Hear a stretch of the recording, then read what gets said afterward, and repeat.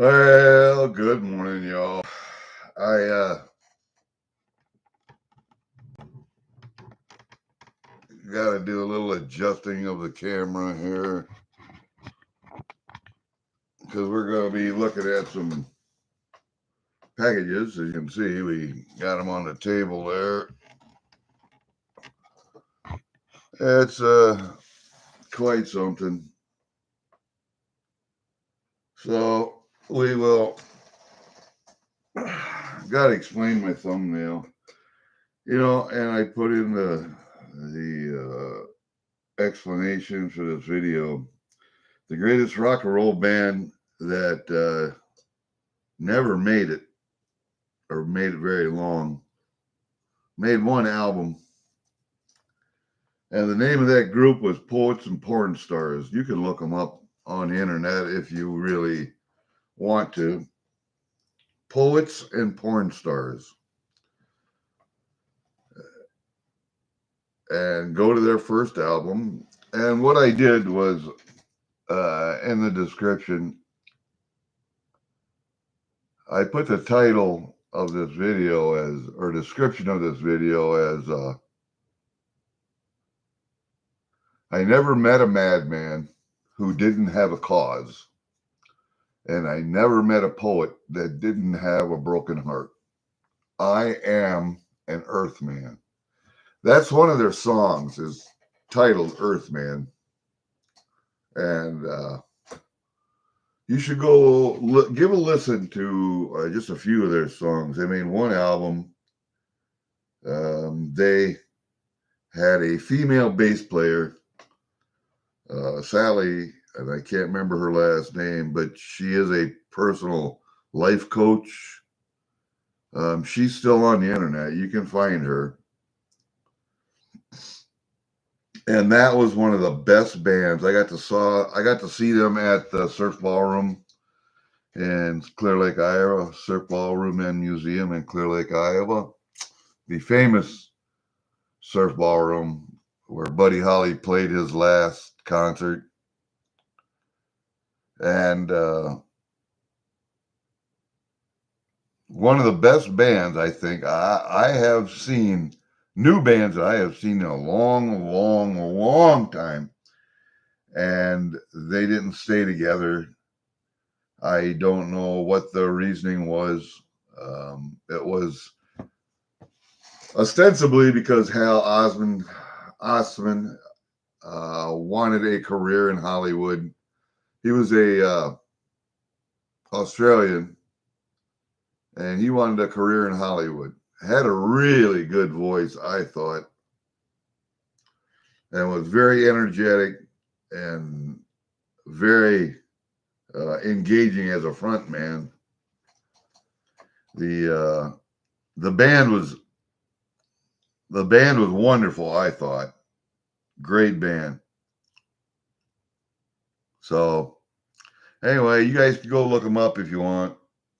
We got some packages here, and I think my thumbnail is a picture of Lita Ford and band playing her red guitar.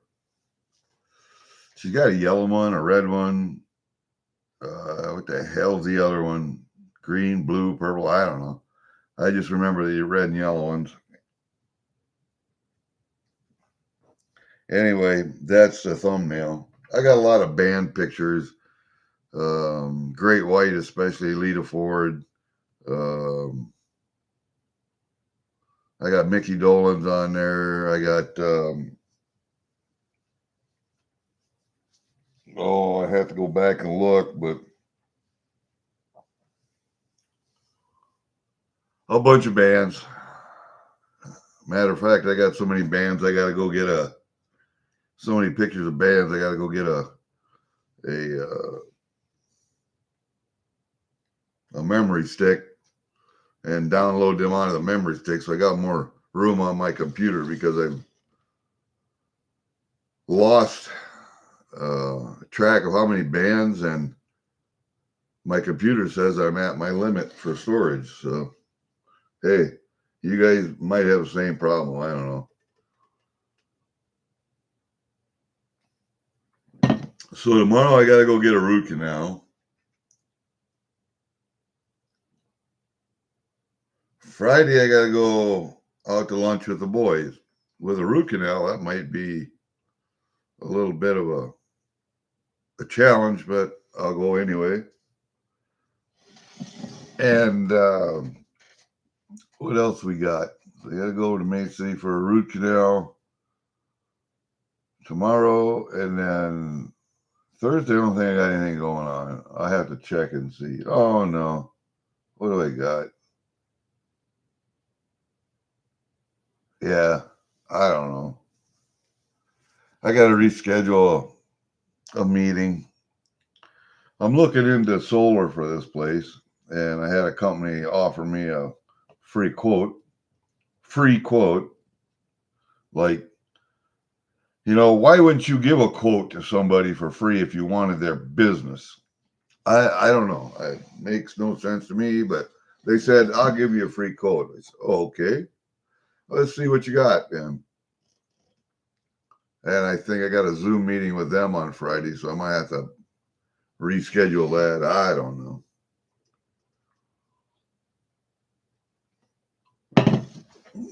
But as you guys can tell, I got one package from Joe Durbin, big package, fairly big. I got one package from Nash Landings, and that's a fairly heavy one there. I have one package from, I forget who this is from.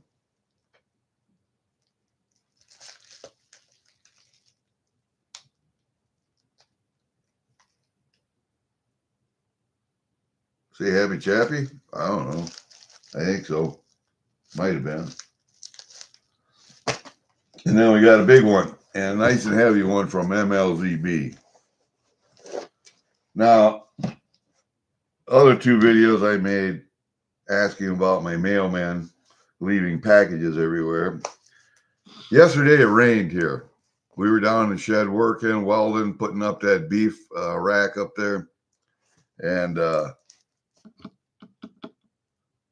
I had just gotten in the house. It was like 4:30. It was dark, getting dark. And my wife came home from work. She brought in a couple packages and set them down on the table for me here.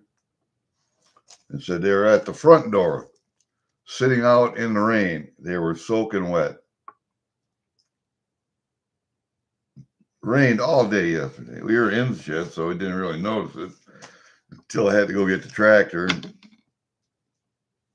lift a welder up there. But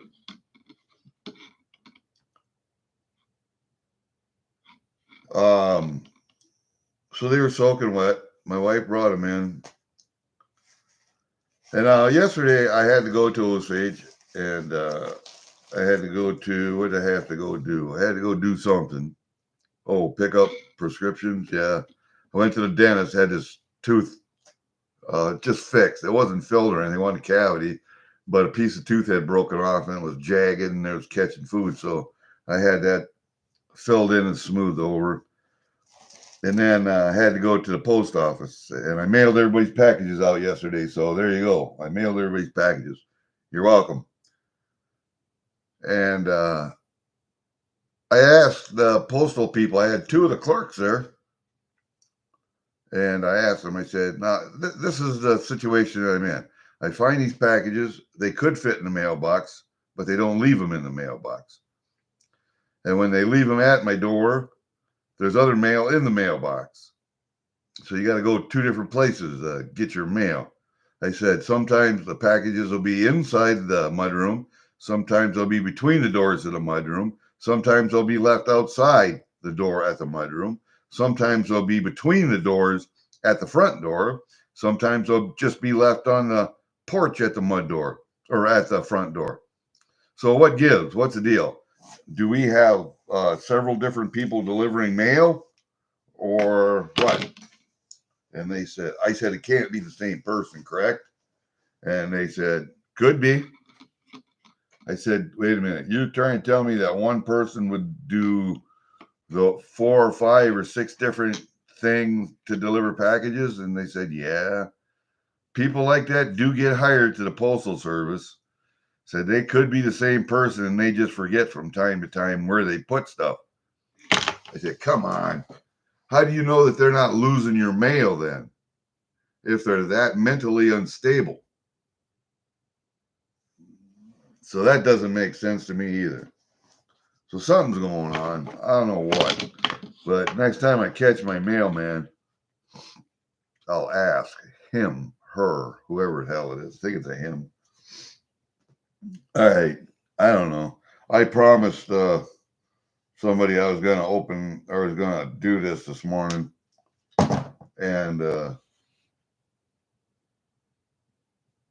I put a notice up last night. And somebody asked, when you plan on doing it? I said, oh, about 10, I suppose. Whenever I get up. And it's just after 11 now, so.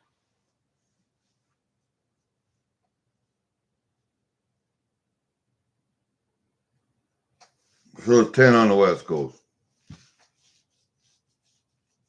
Or 9, I'm not sure. Hi, Larry. How are you, man?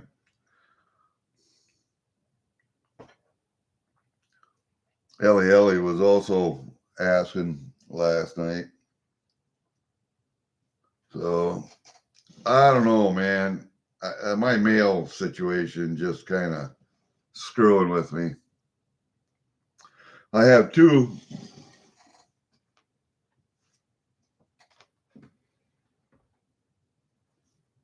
Yeah, I got all times of the day it comes. Sometimes at 11:30 in the morning, sometimes 4 o'clock in the afternoon. And sometimes I think we have mail, they just don't leave it. They just, I don't know.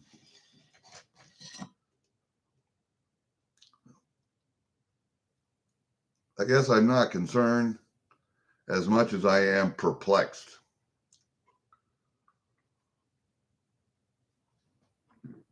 Oh, man. I am sore. Yesterday, we did a lot of welding.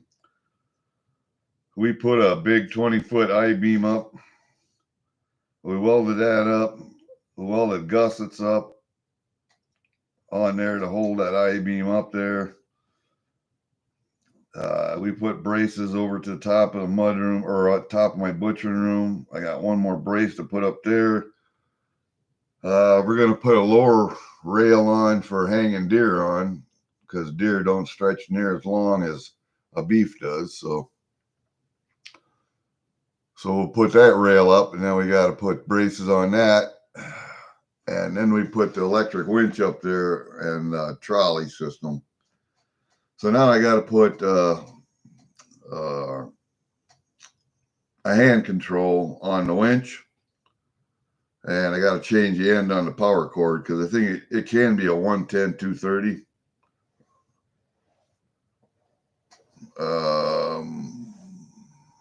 I think it's single phase, so we're good there. I just have to make the power cord long enough, so I'm gonna have to run a cable over to the top of my butchering room and then down into the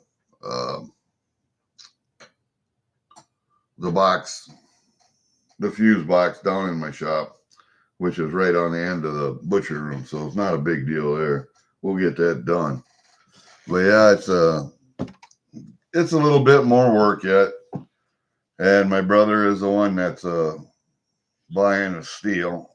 I guess I have been elected to pay for some of that too, even though I didn't want the goddamn thing. I got this little knife here. You see this little knife? I got from Angry Warrior. I got 2 of these. And this is the one that has the lanyard through the handle right there, that hole. See it? And this is the one that also does not have the file work back here for your thumb. And it also does not have this little cutout right here for a finger in case your finger slips right there. But this is a nice little knife to have in here to open packages with. So that's what I'm going to use this one for. That's what this one's going to be for. Nice little Kydex cases though, holsters, and this belt clip is really nice, man. You can move this belt clip up and down so you can position the knife either up or down for on your belt. That's kind of neat, man. Plus, you got the 2 little holes up here. You can make this a neck knife. You can take the clip off with these screws, and then make it into just a neck knife. I kind of like these knives. And I think he said these are made in America. There's a guy in America that makes these. So it looks to me like this is a kit, basically.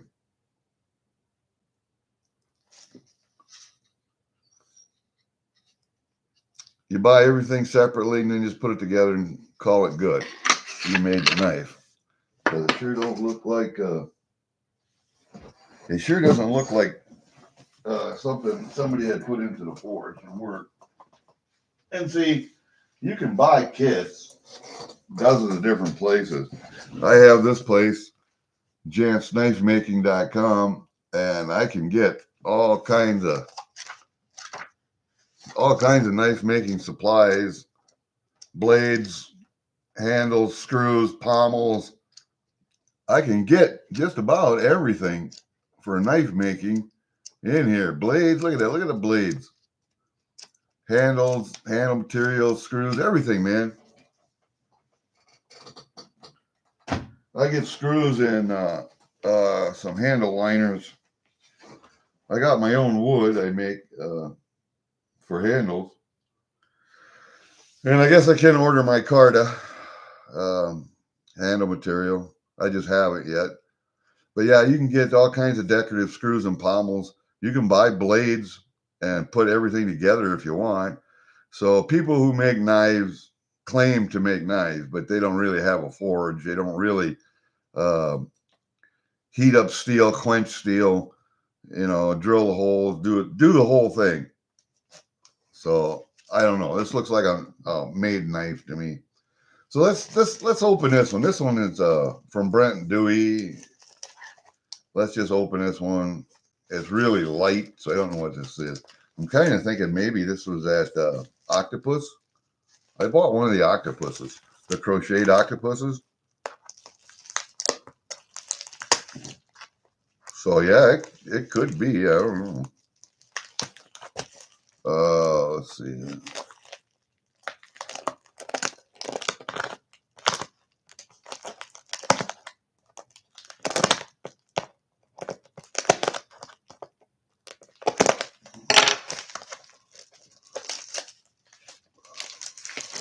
Okay.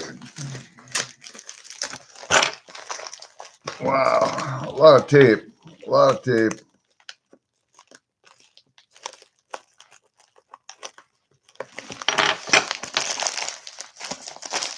Yeah, well, that's the way it's gonna go, isn't it?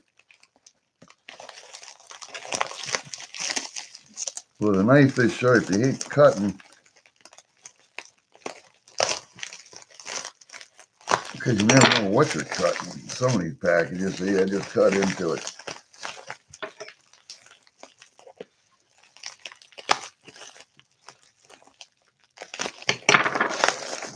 Yeah. Yeah, let's do that. Okay. Another package within a package. All right, throw that over there. I believe this might, we might have to do this a little different. Let's just cut a corner off of this thing because I don't know.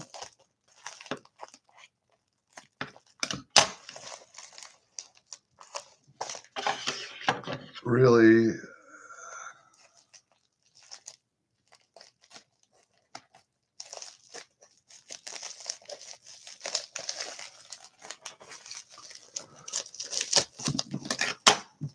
I watched who was it, Last Assassin last night? No, ain't that. So throw that over there. More packages within packages within packages. I like the guys. They really package stuff up good, and they make it so if it does get wet, it doesn't hurt anything. So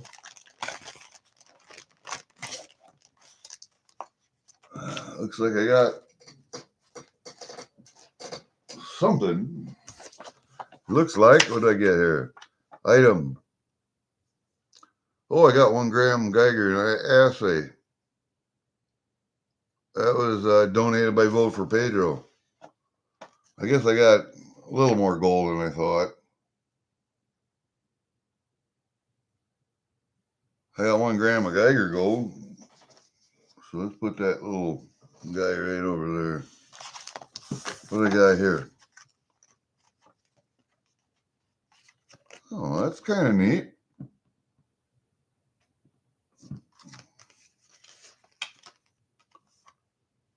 Thank you so much for your support with Wounded Warriors, Oregon.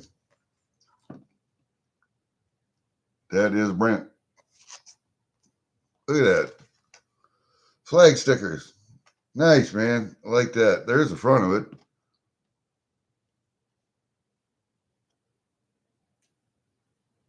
The Oregon Trail. Heritage of the West. Cool. Like that. All right. 2 little packages inside of that package. So I think that one's probably the gold. I don't know what this one is. Well, let's look at this one. Oh, God. My arms hurt from yesterday. My back hurts. And I don't know about this. Yeah. This just tape and on top of tape. So we're just going to cut a corner off.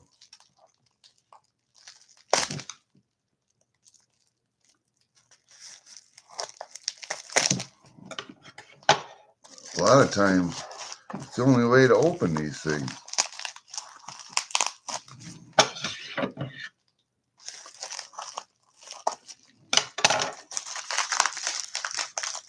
Yep, a lot of times that's the only way to open these things is with that little corner trick. And then running a sharp edge up underneath. Well, isn't that scary? That is scary there. Okay. Oh, look. I have a First Strike MS-70 2023 Eagle.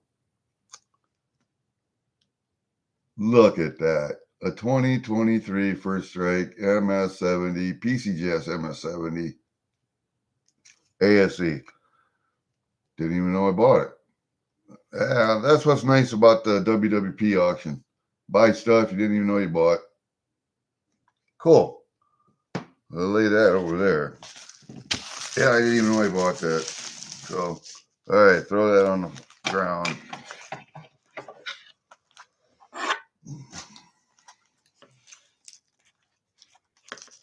I can tell you this is going to be the gold here, but I think that's all the gold I got, too. I didn't get much gold this time around. You know, last year I got, what, 3-4 grams. This year I think I got 1.5 grams, and that was it, man.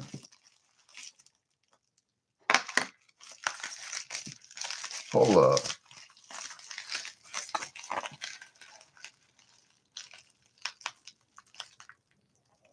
Oh, no, I didn't get any gold. This is a gold. This is a Geiger. That's what it was. I got that 1 gram Geiger in an assay with the ASC. That's what it was. No gold this time around. Wow. Fooled me. Hey, look at this. Yeah. And it's in that assay. It's in that capsule. That's really nice, man. I like that capsule. Little square capsule. Now I got to buy more Geigers? No. That'll probably go on my table. I'll keep the ASE probably. Yep, upside down. I don't like the clipped wing eagle as much as I like the type 1s, but I have a bunch of both, so I'll take them. I like eagles. Which one are we going to do next here? I don't know. let's just take this one by this is Nash Landings here. Oh, thanks, Pedro. I like that. I like that Geiger, but I can save this package here. This envelope, I think I can save to use again. As soon as I get this one open here, I gotta turn my head and look at chat. Hi, Larry. Okay. I mean, where is it? Yeah, I don't know.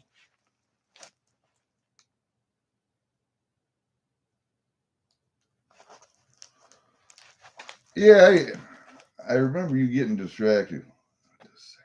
Yeah, you got the second like. That's right. Hey, freaking, very good. Nice to see you, man. Yeah, Oregon loves his tape is correct. All right. We have another package of which I can reuse again. I'm getting to have a lot of that in my my radio room over there. I got boxes and packages of all size from people that I have just kept to reuse, and I don't know if I'm going to be able to reuse all of them. So some of them may have to go out and get burnt, but see, like that, the way I open that, I can reuse this again. Fold that over, tape it, just trim this up there. I can reuse that all over again. Okay, we got several items in here. What do we got? Okay, that one's good. We can use this. So 2 packages in one that I can reuse. So I got 1, 2, 3, 4. I got 4. Count them. We go. Yeah, let's just move that back a little bit. 1, 2, 3, 4 items. Look at that. Let's take the one that you can see first. Oh, damn it. You saw that one. Ah, shit. Go up there. All right, we're going to do this one. This one. Oh, 2 of them in here. Item 41, A and B. Okay. Yeah. Okay. Donated by Racks and Stacks.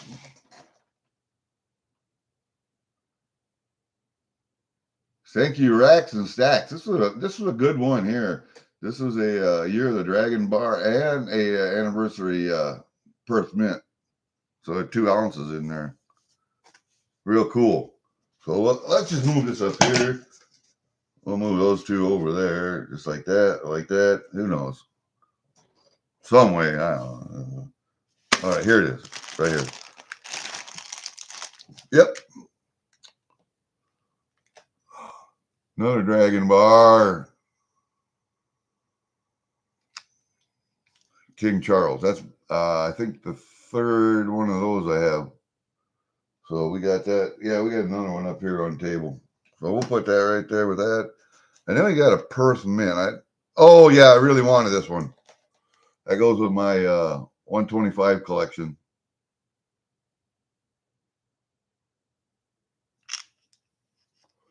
I have all the Dragon 125,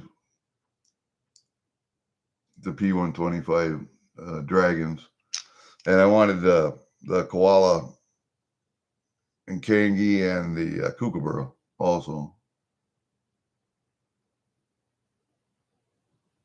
Yeah, that one's cool. I like that one a lot. So we'll put that one right there with that.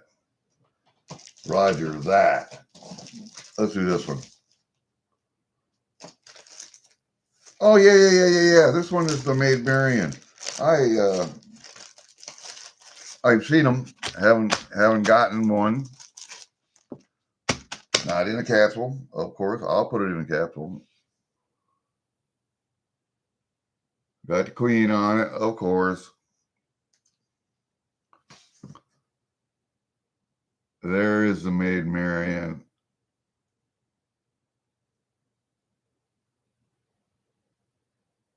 That's proofy. That is proofy. You got Maid Marian, trees, her bow and arrow slung over her shoulder.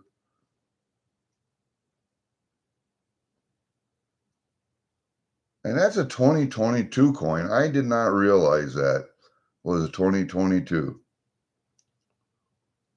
2 pounds.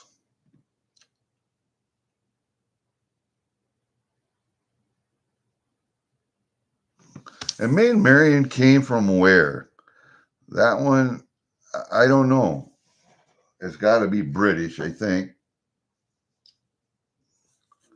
But that one was donated by David Coombs. That was 28. All right, put that up there too. And then we got this one. I got 2 more pieces in here. Let's see. This is, yeah, okay. Item 29A and 29B. Lady Bluegrass donated these. A Valentine's Day bar and ASE. Yeah, you know me and ASEs, right? 29A and 29B. They put them together because it was the same donator. I don't know if they were running out of time or what. Here's that bar, which is a Valentine's Day bar. You got the heart and it says Valentine's Day on it. But what I wanted it for is because it's the year 2000. It's a millennial bar. That's why I wanted it. Not anything to do with a Valentine, but because it's a millennial bar. And then what do we got here? The ASE. Here you go. Type 1 ASE.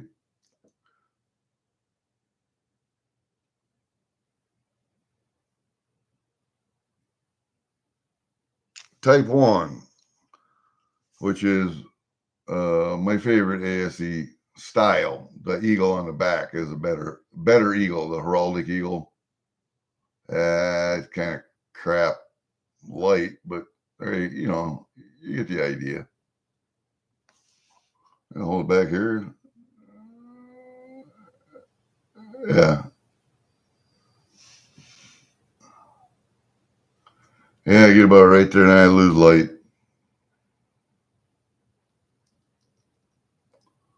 It's a little bit cloudy up on the top between the eagle's wings where the star field is at and around over on the right side, but still, eagle is an eagle. What year is this one anyway? I'm not even sure. Gotta get the old eyes out, take a look. A 2010.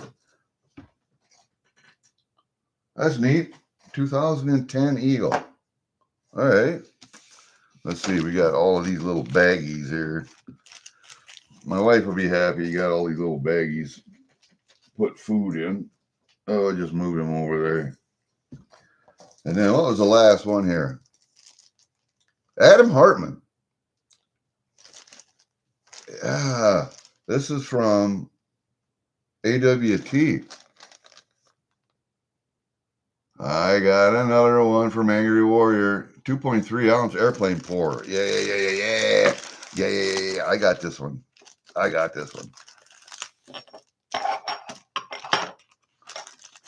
Let's take these out of here because I got to keep these. I'll get them out of the way there shortly, but you see this one right here?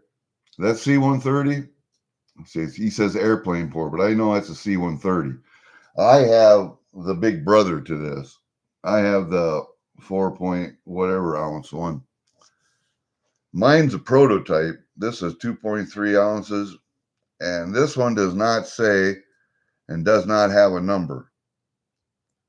It's just got AWT 2.3 on it. But I got the big brother to this one. I got the big brother to this one. All right. That one is one I really wanted. Let's look at chat. What does chat say?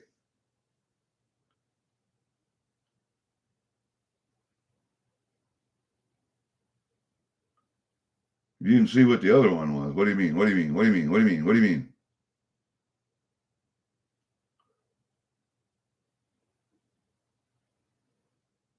See you, Larry. I'm glad you guys are still working and paying taxes because I'm not working and still paying taxes. Yeah, whatever.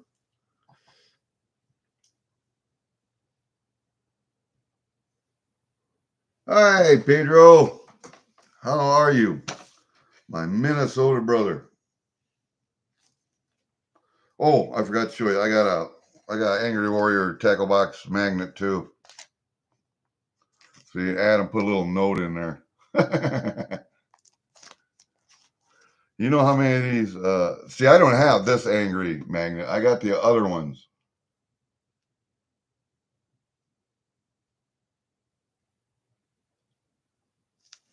That's good. I like that. So, you know, I'll show you what the other ones look like. Here's what the other ones look like. They're square. I got 4 or 5 of these kind right here, of this kind. I do not have this one in a magnet. I got that one in a sticker, but I don't have it in a magnet. And this one's in a magnet, so I'm cool with that. I am cool with that. All right, so let's just get these. Let's get these out of here. I gotta keep them so I can do some double cross checking on my notes that I took during the auction, but we'll put them up there. And we'll turn that around. And then we'll put this right here, like that. Yeah, that's just table silver there. We don't need that down here. That's just table silver. That's what that is. Yeah, okay, great, man. All right, we got more. We got lots more. You may want to stay around for that MLZ. Hey, Alaskan Assassin Adventures, I watched your opening yesterday. Man, oh man, oh man, you talk about a buttload of packages, brother. You had them. Yeah, I know you said you saved them for a while, but holy crap. If I did that, I'd have a corner of a room full. So, what do you think of this little knife?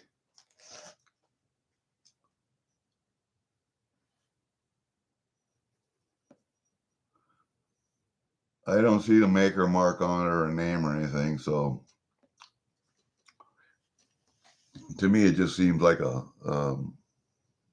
put together little job. But it's I mean, if you look at it, you know, it can only get three fingers on it. That's about it. It reminds me of a micro 9mm that I can't get my hand on either. Kind of like a micro 9mm. Micro knife. Well, let's see. We got to have a name for a knife. Micro knife?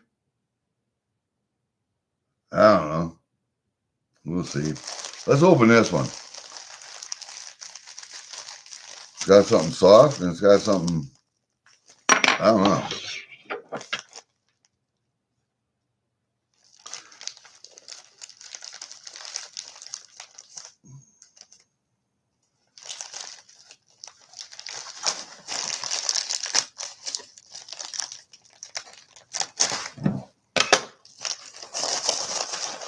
And it's got a bunch of stuff.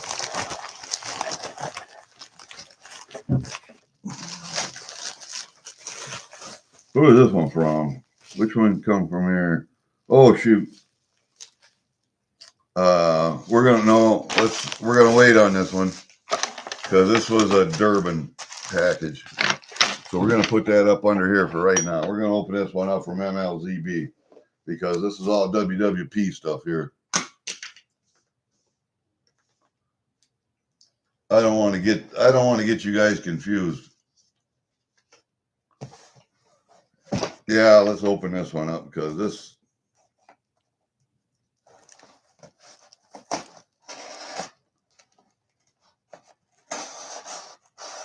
sharp little bugger.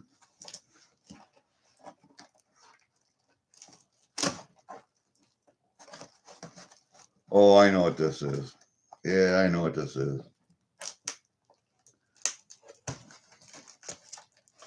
And this one may go back next year.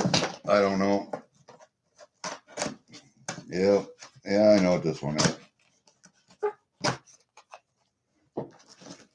Here I am. Oh, you know what? I forgot to tell you guys. I went out to the shed to get ready yesterday, or it was the day before. I got to go outside and clean that yet today. But my wife goes to work early in the morning, going down the road, and of course, you know, up at our north fence line, there's a draw coming out of the woods. Nothing else in there. The deer always cross there, go over to the field. And of course she hit one. Well, I noticed there was a white belly laying on the road. So yeah, somebody hit a deer. So I drove up there. It's only I don't know, 600 yards, 500 yards up there. Drove up there, yeah, young buck. Real young, didn't even have horn buds. So picked him up, brought him home, gutted him, skinned him. He wasn't in too bad a shape. She hit his front end, broke one leg, broke his back. And so I texted her at work. I said, you hit the deer north of our place. And I didn't check my messages, but evidently she messaged me back. Yeah, did you find the deer or my piece of plastic for my front end? So when I got home, I was kind of mad because, you know, I don't pay for a car. She buys her own cars, but I pay for the insurance. So she got a claim on the insurance.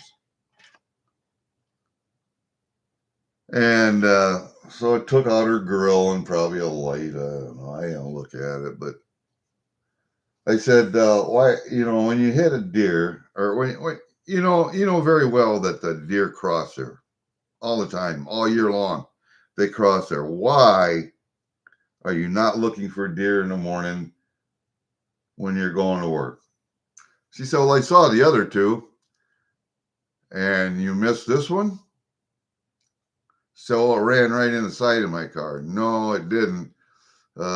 If your grill is busted out, it hit you in the front of your car and you broke its shoulders. So you don't break a shoulder and a front leg if it runs into your car from the side.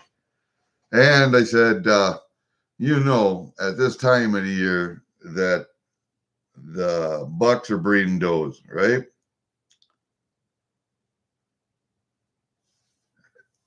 This is November. They started breeding probably the middle of October because bow season starts the end of September. It's when youth and early muzzle and bow and blah, blah, blah, all that shit takes place. I said, you know, the bucks are breeding does. The does want to get bred this time of year. They're in heat. They've gotten rid of their yearlings. They've just abandoned them. And so those yearlings are running together in little teenage gangs, little groups, because they're lonely. They don't have their mothers. So they group together. And I said, when you see young deer, you know there's going to be a pile of them. Probably 8 to 12 deer in that pile. If they're young deer, you see a mature buck or a mature doe on a road, there's a buck close if it's a doe. If you see a buck on the road, there's a doe close. Usually that's in front of the buck because he's hot on her trail. or he's got her locked down in a ditch. And it didn't, not so much that it angered me, but God damn it, that woman's lived here her whole life. She knows better than that. She probably hit 5, 6, 7 deer in her lifetime. She's just not looking. Or her mind's wandering. She's not paying attention. And it pisses me off. So I went up, got the deer. I gutted it. And of course, it had a perforated gut, but it wasn't bad.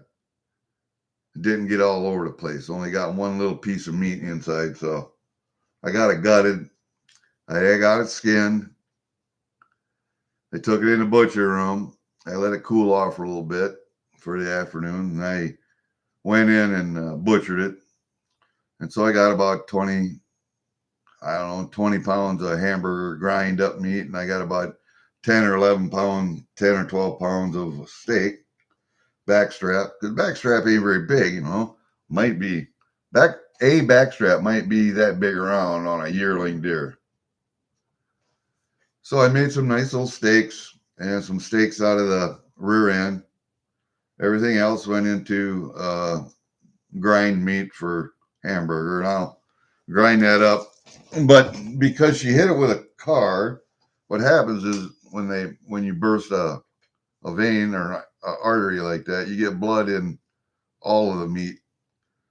And so all you have to do is soak it in cold water for a day or two, and all the blood comes out. And you drain it off and then do what you got to do with the meat. It's not a big deal. I do that with all of my deer, hunted deer or not. I soak it in cold water and I get the blood out of it because that's what makes it taste bad. So blood and fat. And then you got a couple little glands inside the hams on a deer. So you just got to take them out and you're good.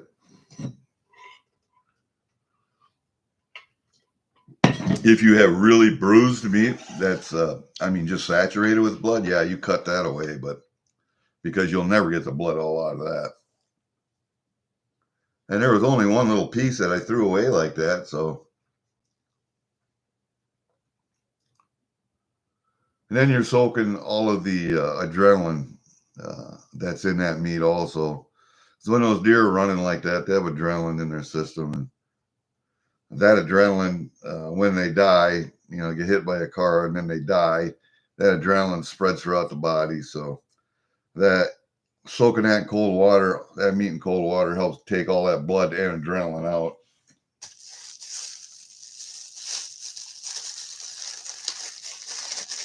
All right, this is that U.S. Army plaque. I wanted this. I really did. It's another Army thing that I have.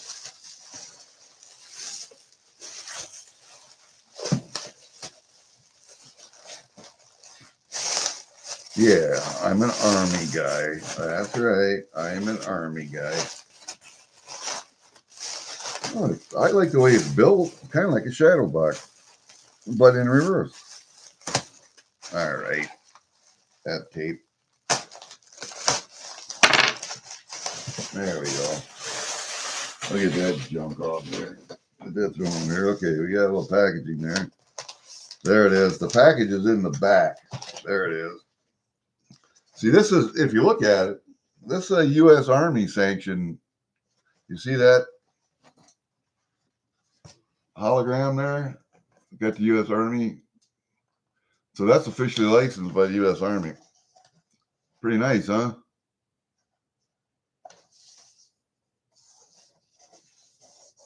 That's actually built pretty good. I like that. It's got the hanger on it already and everything. See? It's got the hanger on it right there. And these corners, they're stapled on there so they don't come off in the back. That's nice. I like that. Go Army. Yeah. I don't know where the hell I'm going to put that up here. Let's see if I can put it right here without breaking everything down. Yeah, let's do it like that. How about that? That work? That worked. Throw all this stuff way over here. All right, and we still got a package inside we got to open up.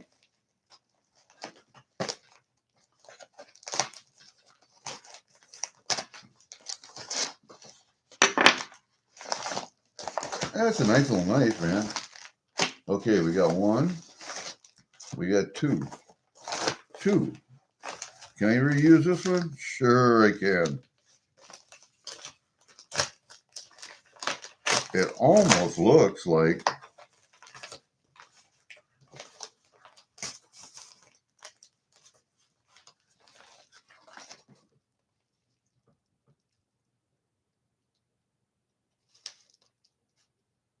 huh.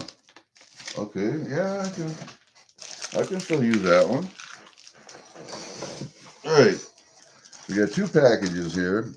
This one, it looks like I got a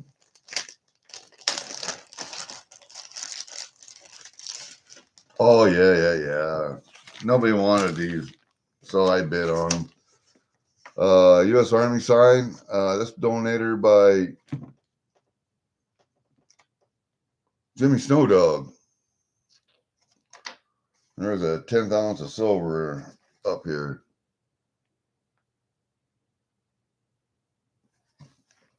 Okay, so I'll put that up here, right there. And then Jimmy Snowdog and MLGB was auctioneer.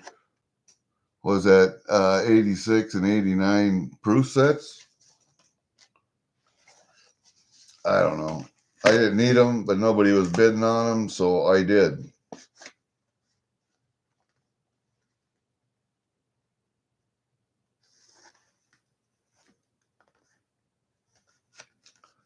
They will be on my table.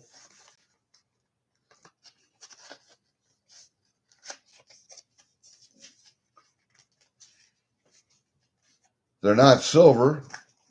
They're just proof sets, so it's not like come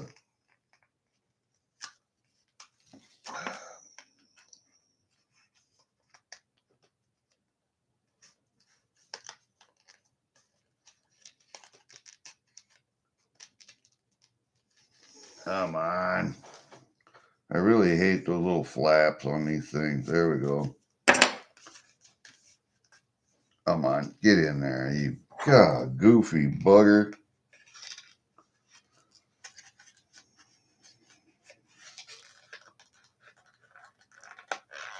Come on, get in there, you son of a bitch. Man, I hate them. 86 and an 89 proof sets. They're not silver, but they are proof. So, yeah. There we go. 86 and an 89 proof set. Put them right here. Here is that 10th ounce of silver is a benchmark. And I don't have a little piece of silver from Benchmark. I got Benchmark Gold, and I got Benchmark Platinum, but I don't have any Benchmark Silver. Little American flag with Statue of Liberty on. That's kind of cool.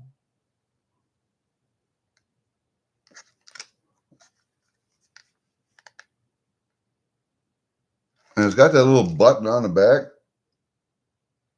Certified, authentic, fine silver, blah, blah, blah. I wonder how much money they made by doing this. I don't know. And it's a...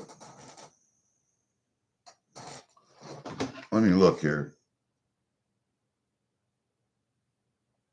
Jewelers Vigilance Committee, JVC. Proud member, JVC. So Benchmark Strategic Metals is a proud member of the Jewelers Vigilance Committee. And this is what they call the Patriot Bar. The little American flag with the Statue of Liberty on it.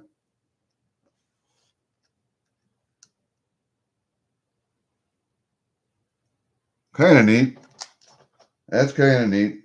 Yeah, we'll put it right there. We'll put these up over here. And then we got this other little bag. Oh, that was my copper. Yeah, I bought what 10 ounces of copper for 20 bucks or something like that. I don't know. Copper bar. Yeah, 10 random 1 ounce copper bars. And that was Fat Baxter who donated that. And I don't have a lot of copper. I got some, but I don't have a lot. So I figure, what the hell? I'll buy some more copper. Oop. I want to dump it on the table, not on the pillow. There we go. So what do we got? Bars. We got $100 bill bars, $500 bill bar.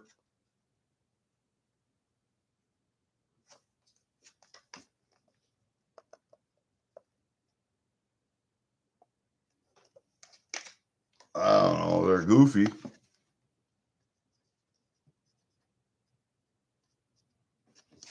I'll turn them around so you can see them this way. It just looks like a bill. And then we got, let's see, what are these?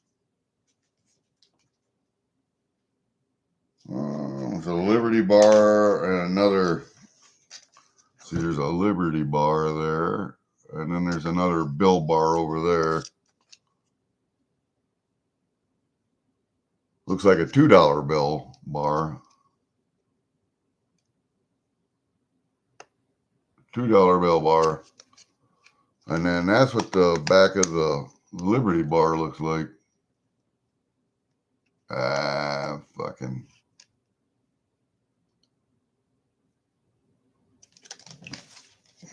All right, so we got all kinds of copper. What's in this one? Oh, this is a Incuse Indian replica. I like that one. I like the eagle on it. That eagle's a real solid design, I think. Damn, man.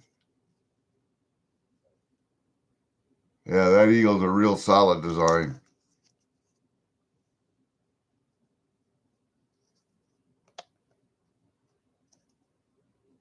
Right there. That eagle is a real solid design. I like that a lot. Put that up there. And then we got the ASC lookalike, or St. Gaudens lookalike.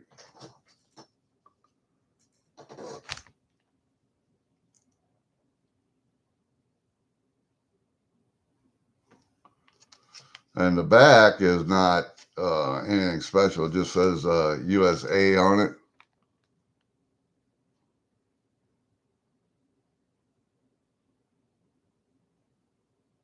So yeah, those are kind of neat. I don't have a lot of these. Here's a Morgan lookalike.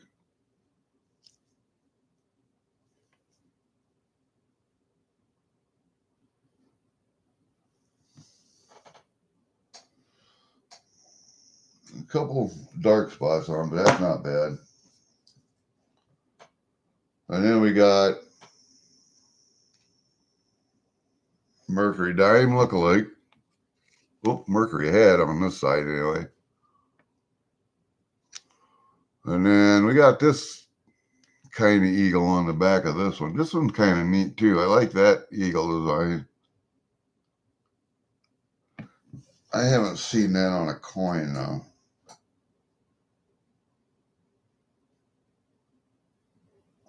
But I do like that. And then what's this one?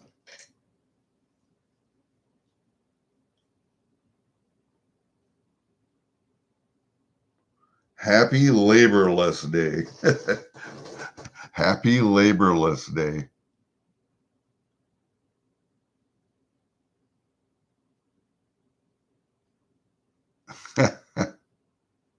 And on the back it says what? Inflation is coming. No, inflation isn't coming. It's been here and it's going to stay here for a while. I like that one too. Yeah, so I got 10 ounces of silver. Or 10 ounces of copper. I like that. I wish it was 10 ounces of silver. No, 10 ounces of copper. And see, I don't have a whole lot of copper. I got some, but I don't have a whole lot. I think I got some in here for gibbies, but I will.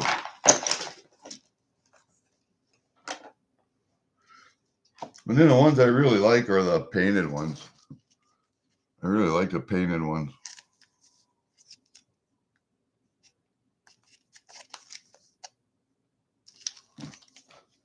They look pretty, in my opinion. I got Peacemakers. I got Don't Tread on Me. There's another Morgan. A couple of Don't Tread on Me's. I got an Aztec. 45s. Buffalo bars. MADMAN Buffalo bars. I sent one Twin Towers to Christina CC, and I got another one. So right there, that's about all the copper I got, man. That's about all the copper I got. What? 1, 2, 3, 4, 5, 6, 7, 8, 9, 10, 11, 12, 13, 14, 15, 16, 17, 18, 19, 20, 1, 2, 3, 4. I got 24 ounces of copper. That's how much I own right now. Oh no, I got one more out in the safe, in my other safe, because that one is a 2-ounce high relief special capsule for that one. So yeah, I like that one. So let's put some of this. I'm going to put this up over here with that and take this silver out here. That goes in with my, this goes in with my other little, I have other little Grammys up here and little 10th ounces. Little bag them for gibbies. I don't know if that'll fit in there. I'm going to have to get another bag. Yeah, we're going to have to get another bag for that. So we'll put it over in here. We'll put it in that bag along with this bag. And all of these little Grammys, all these little Grammys here are different flags from the United States from colonial times. Just different flags.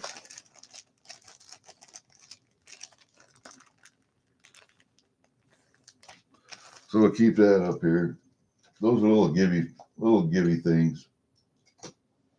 All right, so what do we got left to do here? We got our Durbin thing. So let's put all this copper away and make some room here. Where'd you go? Come here, you. Let's make some room for other stuff.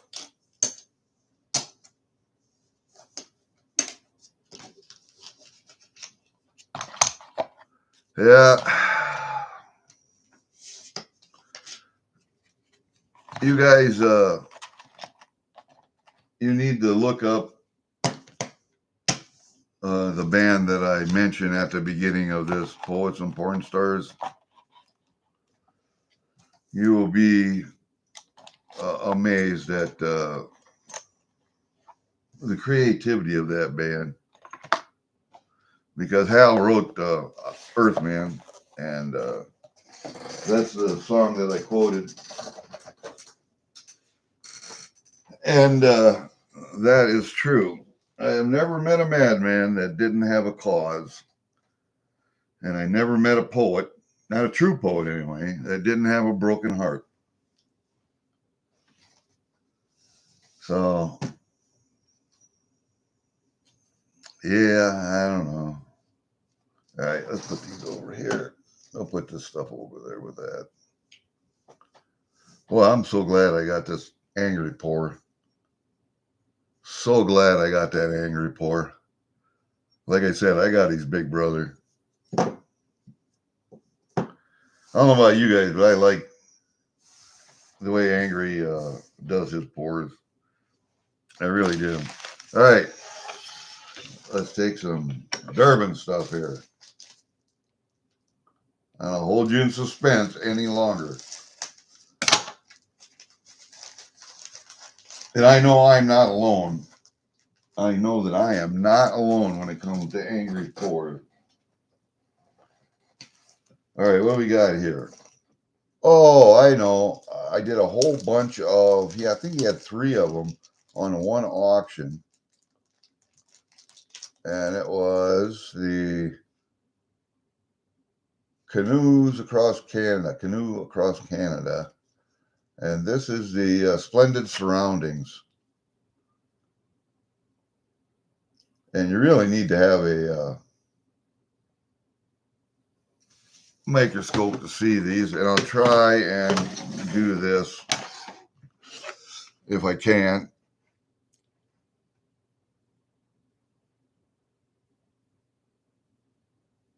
See the man canoeing.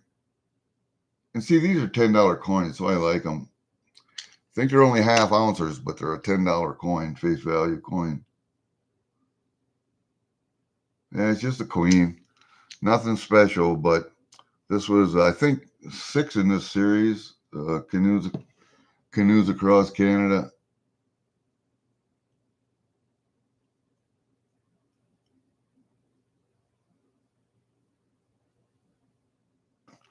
All right, so we got that one.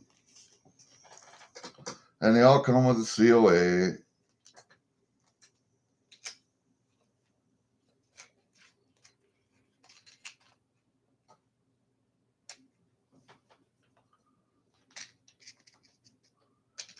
Let's do this.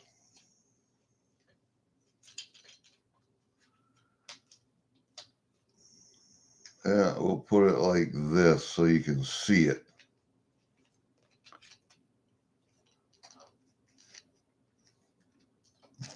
Put it like that so you can see it. I think these 3, I think I bought 3 of them on this auction. I get a lot of my Canadian stuff from Joe Durbin, so you guys can laugh at me if you want, but this one is The Wondrous West. That's what it's entitled, The Wondrous West.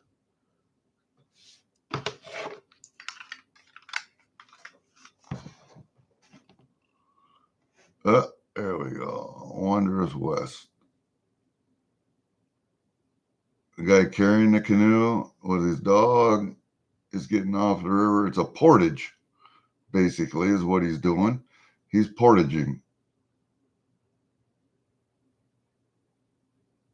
It's a nice series. It's like their Songbird series. I try to get all of them too.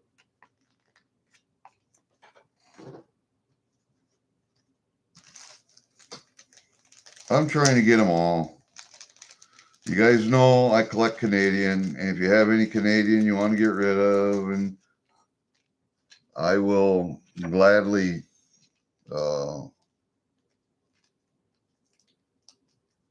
repurchase Canadian.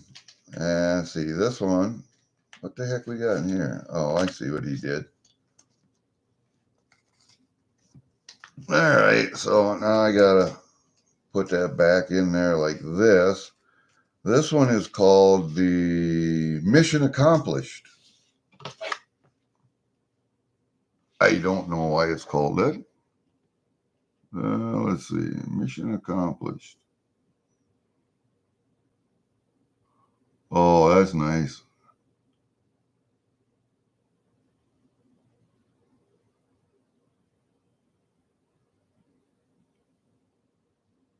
Yeah, that's nice. I like that one. All right, we'll put that one in there like that so you can see it. There's 3 of them. I think I got 2 more. I think I'm missing 1. But yeah, those are neat little series there. Let's take a look at my invoices here, because I know I got more. I don't know how many auctions this was. 2 auctions. 2 auctions. Yeah, just 2.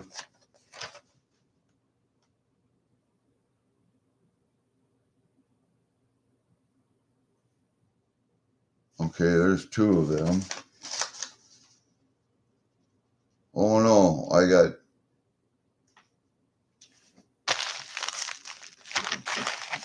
think I got another one maybe. I have to look here, but I may have bought 4. No, well, if it's 2 auctions, yeah, because those 3 were on 1 auction.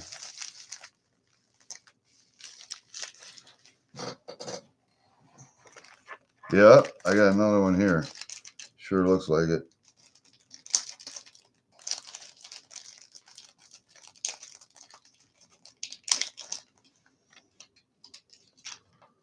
Oh, that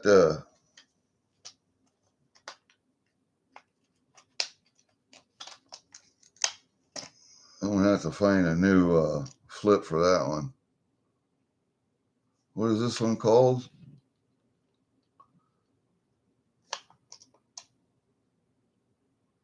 Serene Scene. Oh, this is the one where he's camping on a sandbar, it looks like.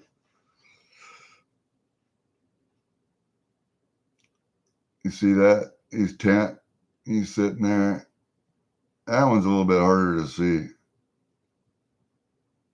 The tent, fire, canoe right there.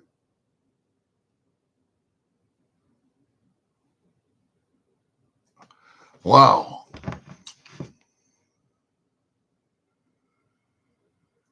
There.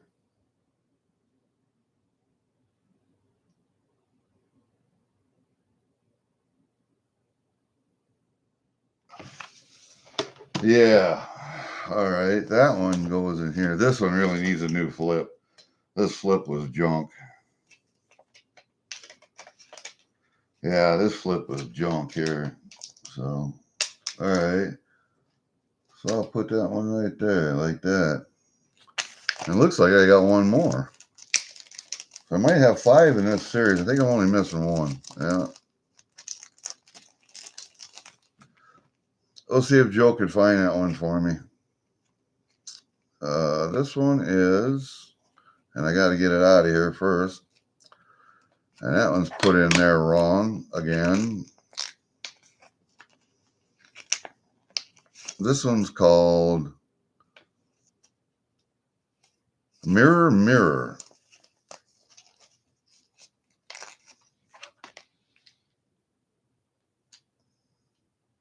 Oh yeah, I like that. And if you've never been up north, then you don't know what I'm talking about here, but look at that. It's a mirror exactly up above in the water.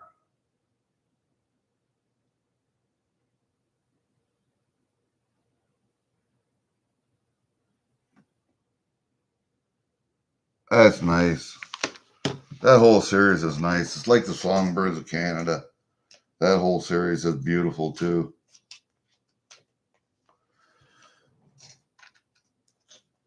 And there you go. That's what I got of that series so far. Damn it. All right. You guys just sit up here.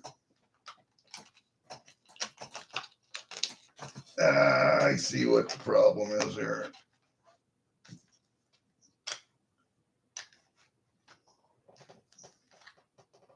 And there we go. That's what we got of that series. Huh. And then somebody gifted me something. And this came from Hidden, I think. Hidden Numismatist, I believe. Let's see. It's on the other one. Nope, it came from Daryl. Daryl USA. every once in a while, Joe and Diane have a signed hockey puck that they give away. And I kept missing it, kept missing it, kept missing it. And finally, I said, well, puck, I'll get one next time. One of these times I'll get one. Finally, Daryl had enough. He just gifted me one. I don't know if he's already got one or not, but uh, he said, no more bitching. got tired of hearing me bitching, I think.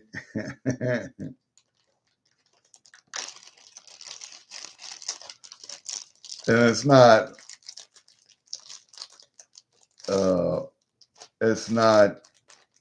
valuable unless you're just a Durbin fan.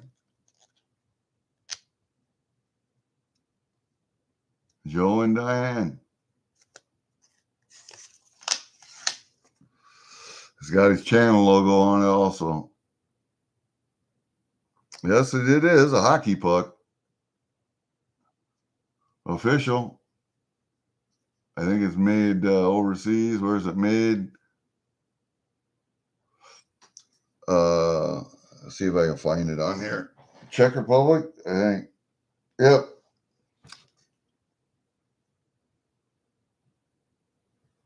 Czech Republic. So it's a hockey puck.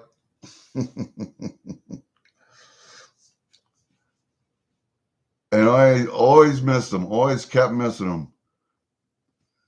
And I kept saying something about, I'll get one next time, I'll get one next time. And I think Daryl had enough. He said, just gift that to Gary. And I said, so I can quit my bitching, right? And he just laughed. That's fun. That's why I like Durbin coin auctions, because it's so much fun. The people there are just a lot of fun. I don't know what to tell you, man, but if you've never been to a Durbin auction, you should go.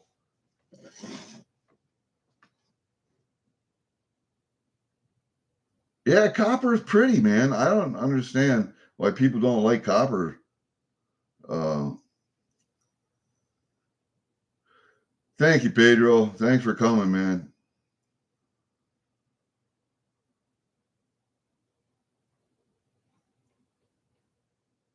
On Wednesday, December 6th. I didn't know about that one. Well, yeah. Certain Canadians, and I try not to collect the magnetic stuff unless it's in a like a currency set or something like that.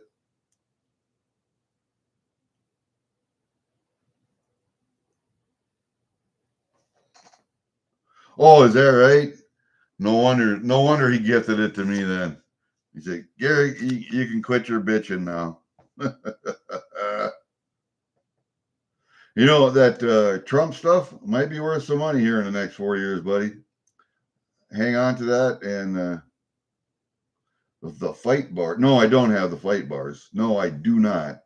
I wish I did. I think I may have given one to my brother. I gave him a couple of coppers because he was a Trump addict. I'm a 72% Trump guy. He's 100%.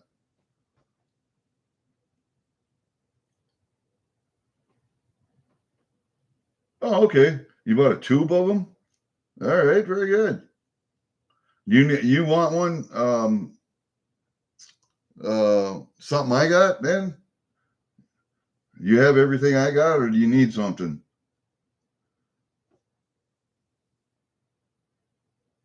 And freaking, yeah, I understand. There's a lot of clad, especially the later stuff, clad nickels, dimes, quarters, 50-cent pieces. But I try to collect the stuff that's prior to that, the stuff that's at least 50% silver, 80% silver, and then 9999. But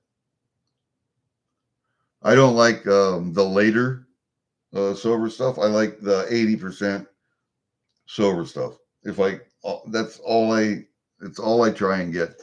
And then the, like these right here, and Songbirds Across Canada, this is all 999 silver. There's a magnet sitting on there, see it? It just slides right off.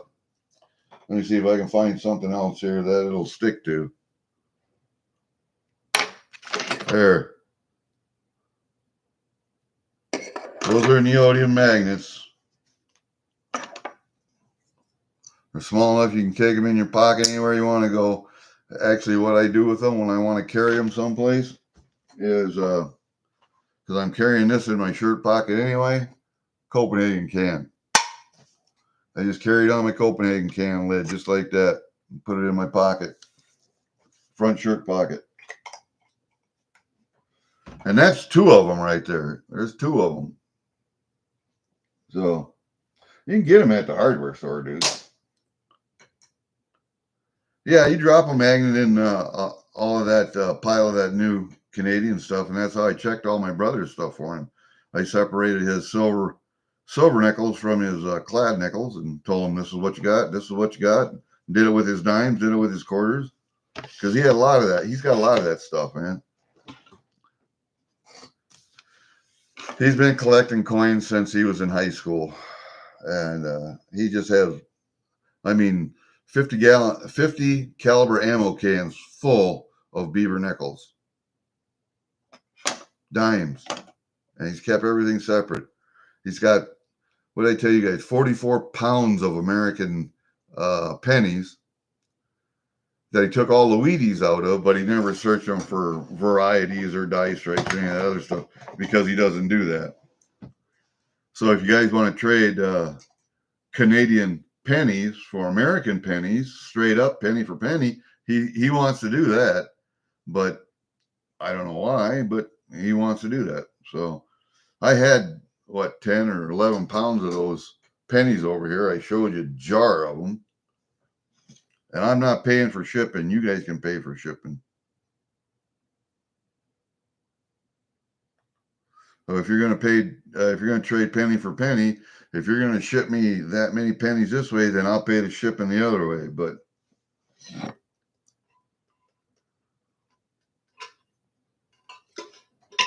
that's some heavy shit, man. That's heavy shit. Well, wow. That was a package opening, man. I mean, that was an hour and a half. You have two different polar bears. Which of polar bears you got? I got that one from you, I think, the jade polar bear, because I had the jade maple leaf that went with that. I don't know which polar bears. I have the half-ounce polar bears. I have the ounce polar bears, silver ones.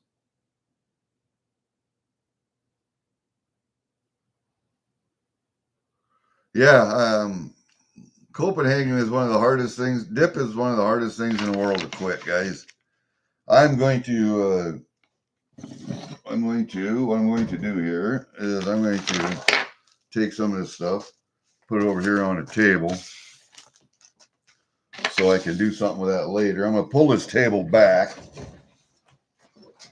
And then I'm going to, oh man, my legs hurt from yesterday. Holy moly. I'm going to pull that back. And then I'm going to pick all my crap up off the floor. Turn this around. So you're looking at my ugly face. And I can put my foot up. Yes, it's hell getting old. One day of really hard work, and I'm dead for 2 days. Usually I can go out and work for half a day, splitting wood, stacking wood, whatever. Go out about noon, go till 4 or 5, and then done. Come in the house and not too bad. But if I got to go outside and work a whole day, lifting heavy steel, up and down on tractors and skid loaders, I'm done. I am done. I have to go outside and take care of deer today, deer meat. And I may grind that today. The steaks I will vacuum seal and freeze those. The hamburger, I think I'm just going to grind it. Maybe I'll just leave it like it is and wait until deer season, till the guys actually get deer for deer season, shotgun deer season. And then I'll just throw that in with the rest of the meat we're going to grind. Because we grind a lot. I mean, what did we have last year? 22 deer. We've had as many as 26. I think last year we had 22.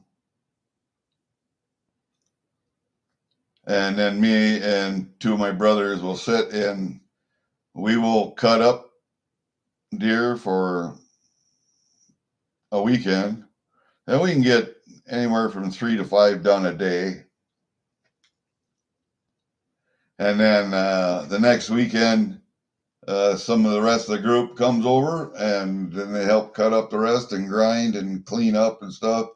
And then the guys that want to take their deer home and butcher it themselves, they take it, as we skin them, or not even.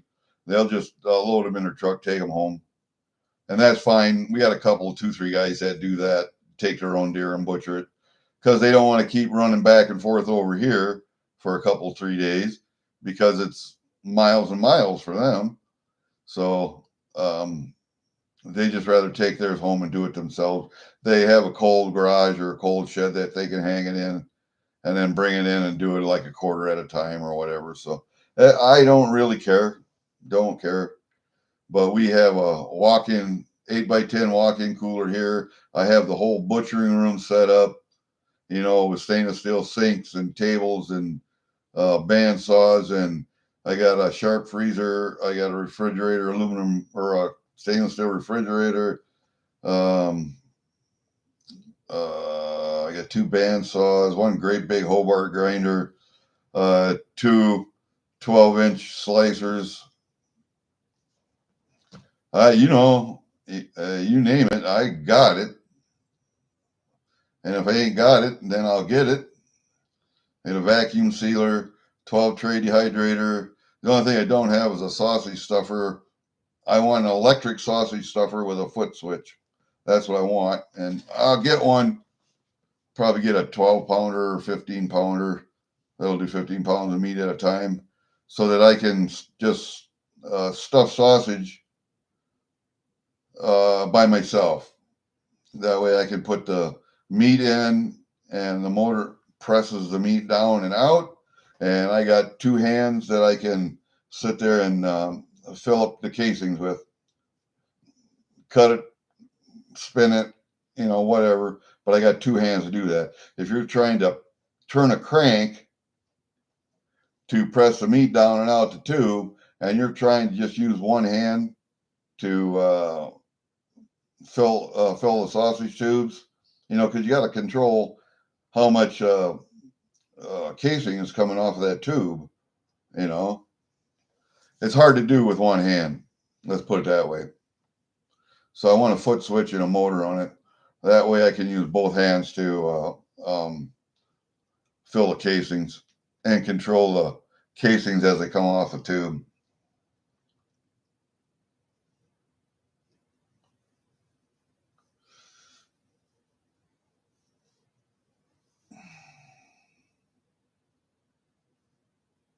Yeah, it's not. About the only other thing I get is a freeze dryer, and those things are expensive. And I don't think I would use it that much to warrant the cost of getting it, because that's over $1,000 for a freeze dryer.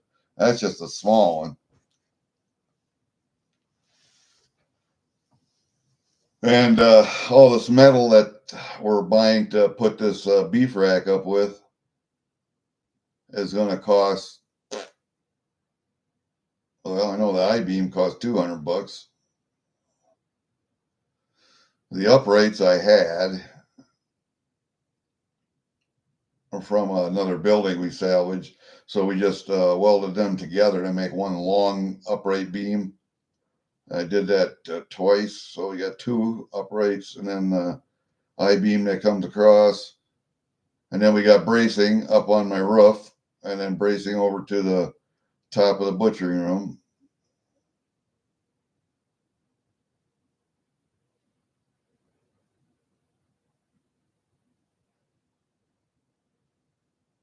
And the gussets and whatever. I used whatever metal I had, you know, but we still had to buy some. And we got a supplier in town. And my brother and I both have an account with them, so we can get metals.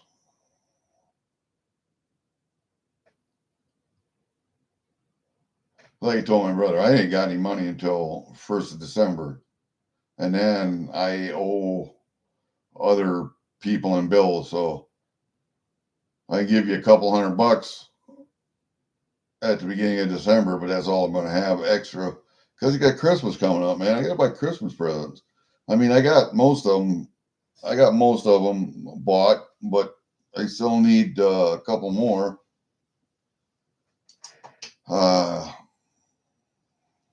So I'm giving silver this year.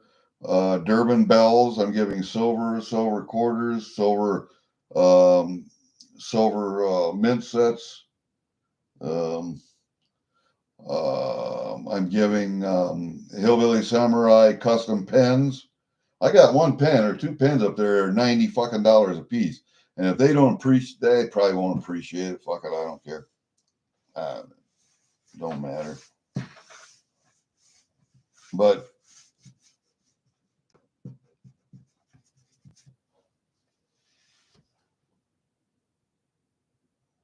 I don't know, man. I got to do dog shopping. I got 2 dogs I got to shop for, so I got to get some toys. I got to get some dog toys.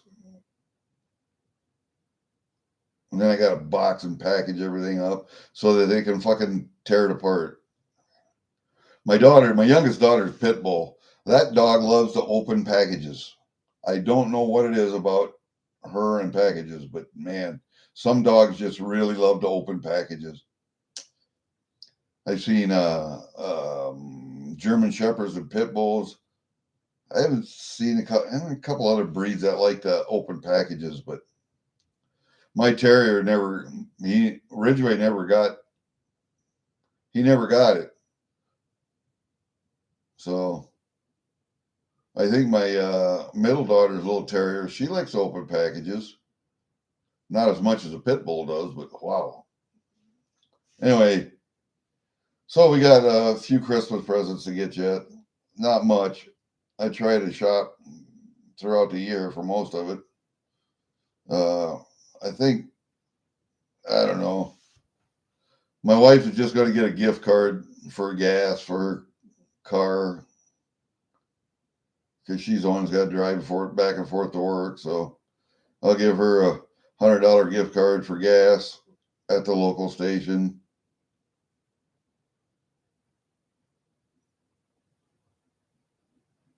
And I got a couple pieces of silver. I gave her a Durbin bell already, a 3-coin bell, and I gave her a 2-coin bell, so she has an angel bell to go with it. And I told you guys before, my wife was a Shiite Catholic, and I'm not. I was raised Catholic, but I'm not. I got a silver cross for her. I think it's a Jaegerpor. Yeah, it's a Jaegerpor, and that's 1 troy ounce of fine silver. She'd like that. I have this one from Pope John Paul II's visit to the United States. Got Pope John Paul on there. And then on the back, it's got United States with a rosary around it and the date. And then the other one I got for her is this Intaglio. And that one is the Sacred Heart around. I think she would like that one.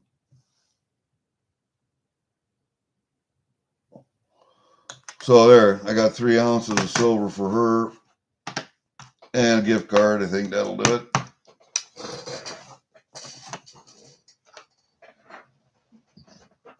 So that's what I got for her. I don't know. What do we got here? Hey, welcome, freaking. You're welcome to stick around for a while if you want and talk about shit. Okay, real good, Adam. I'll take a look at that after I get done here. We'll see what we can work out. All right, freaking, very good.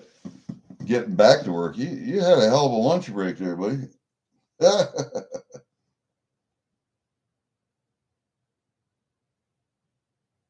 Fun in the sun. Yeah, 80 degrees. Yesterday it rained. You know, I've said it before, and I'll say it again. After 14 years of special forces and training in the field, I hate wet cold. I was with the 10th Special Forces group for the first Infantry Division for 3 years, where I went to cold weather training a lot because we were training for Europe, of course.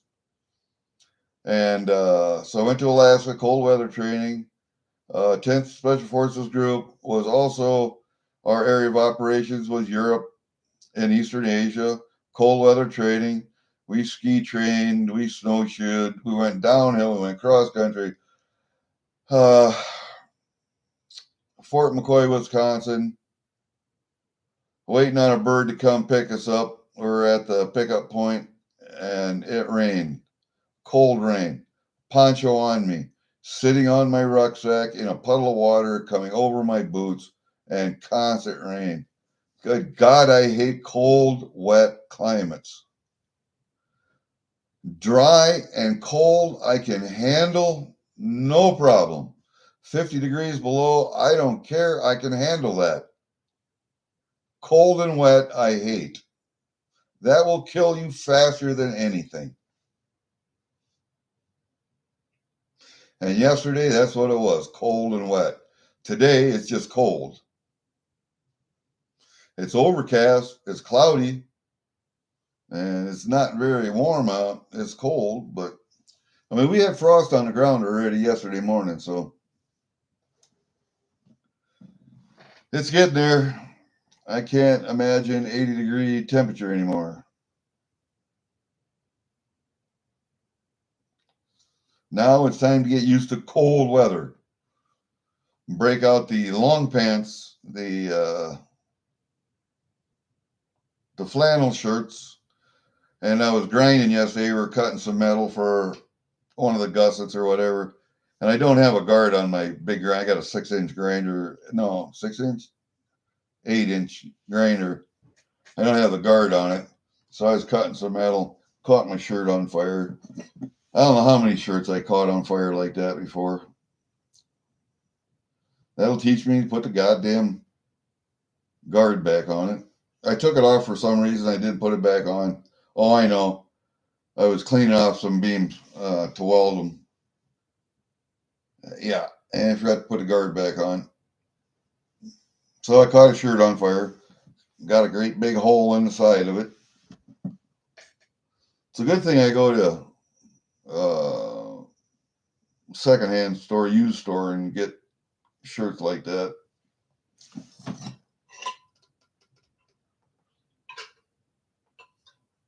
And it's time to get the winter coats out and insulated bibs and my Mickey Mouse boots. And all of you non-military people, Mickey Mouse boots is a cold weather boot.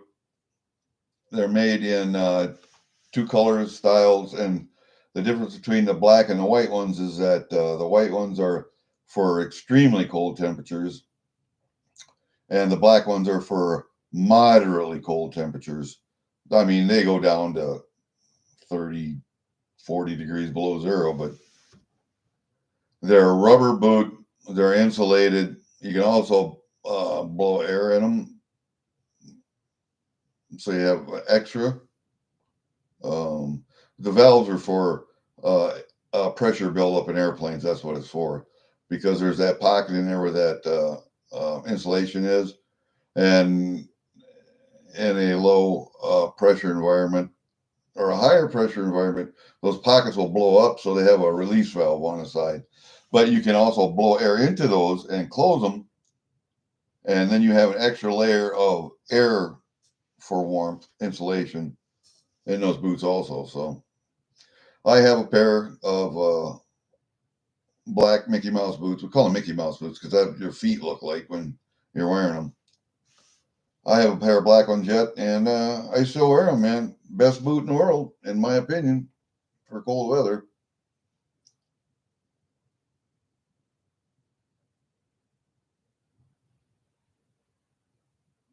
What VA? What VA? What VA? VA? What? Oh, Poets and Porn Stars, dude. It was a band that came out in the early, let me see, it was 2008, something like that. They made one album, and I didn't buy the album, but I downloaded it, and I have it on CD. The band was called Poets and Porn Stars. And the lead singer, when he left the group, Hal, when he left the group, they got another lead singer, and they continued playing clubs and stuff for another year or two. But if you Google them, you will get the original group, I think. Well, Hal Ossan, Ossan, Ossan, as a lead singer. Sally, and excuse me, but I forget her last name. She was the bass player, and there was a blonde guy that was a guitar player, and I don't remember the drummer at all. But the name of the band was Poets and Porn Stars. And if you Google them, you will see why I like them a lot. I got to see them in concert at the Surf Ballroom and Museum in Clear Lake, Iowa.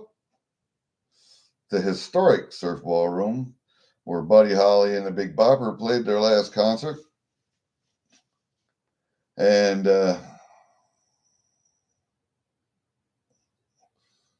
one of the best up and coming bands I saw at the time, and then Hal had a dream that he wanted to become a movie star. He wanted to be an actor, and so he left the group to do that, and then it just went downhill from there. Hal was a great personality for a front man. I got to talk to him after the concert. Good dude, man. Good attitude. I liked him a lot. And it's too bad he didn't stay in music, because I think that band could have done well for 5 to 6 years. Like, they could have put out maybe 4, 5, 6 albums in that amount of time, and if they had the material, and would have done reasonably well, I think. Would have done reasonably well, but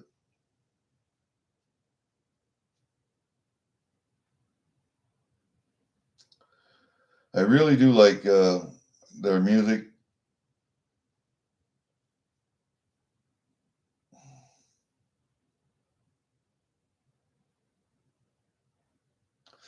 Rock and Roll is a good one. I Want to Be Your Monkey, Baby. Monkey's called the name of the song. Earthman, great song. Hal wrote that song. Yeah.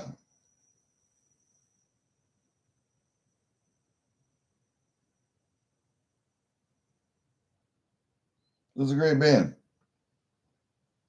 I think it was a great up and coming band. And like so many bands, they just went to hell because,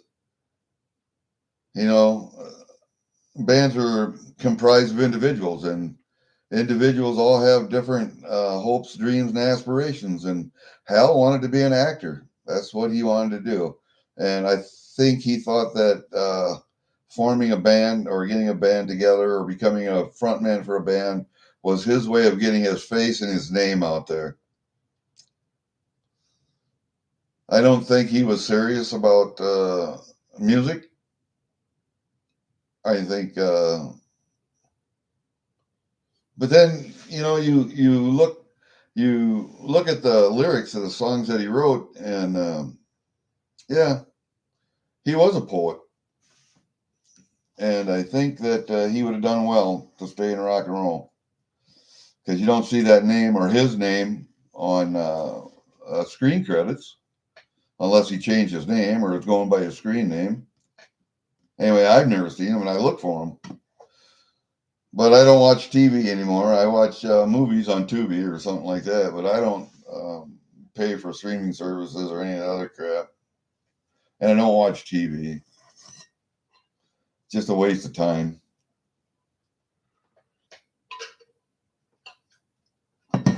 Oh, man. Good coffee. Well, guys, I'm going to have to go outside and actually take care of some deer meat and clean up all this crap in here. And we're going to let her go for today. And as we get more and more stuff, I'm going to have to inventory this stuff and put it on a spreadsheet and whatever. As we get more and more stuff, I will do openings and let you know.